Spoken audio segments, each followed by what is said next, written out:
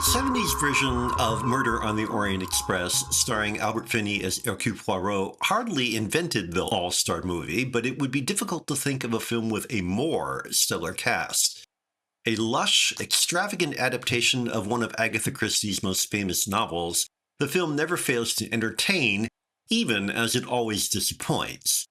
If the source of that pleasure is easy to locate in the incomparable cast, solid script, opalescent cinematography, and superb design, it is just as easy to pinpoint the cause of the disappointment. With a cast this top-heavy, and with a script this complicated, the movie cries out for a light, graceful touch. Sidney Lumet, the director, is best known for exactly the opposite. His best films have a slapdash energy produced by his well-known gift with actors and an undeniable technical flair.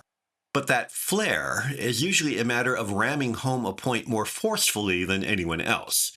Delicate shadings of tone or emotion, or the wry understatement of Christie's clever concoctions, are not in Lumet's kit. I have often thought that the Alain Resnais of Stavisky would have been the ideal director for this pastiche of Art Deco elegance. Resnais's visual sophistication and gift for handling the juxtaposition of different times and places with seemingly effortless ease, his ability effectively to choreograph his films, could have worked wonders with Murder's script. Be that as it may, Lumet manages to handle the temporal jumble with enough skill that there's never any doubt about what we're seeing or when it happened. He achieves that basic requirement, however, with no finesse, choosing techniques that work for their simple expository tasks, but which fall far short of the gentle wink of style this material demands. For example, during the recapitulation of the night of the murder narrated by Poirot, Lumet repeatedly cuts back to actions we have seen. In order to make it clear that these are retrospective events, he stylizes the flashbacks with wider angle lenses and unusual camera positions that call attention to themselves.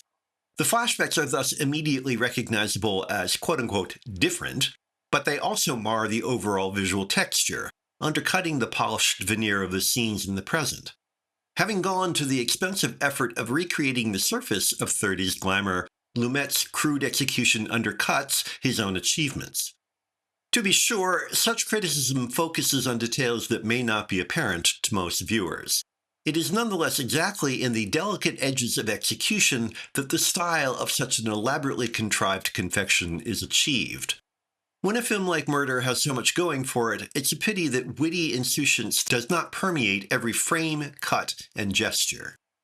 We can certainly enjoy what the film does provide. It is just that the occasionally clumsy effort to evoke the casual assurance of a bygone cinematic era inevitably reminds us we are not experiencing it.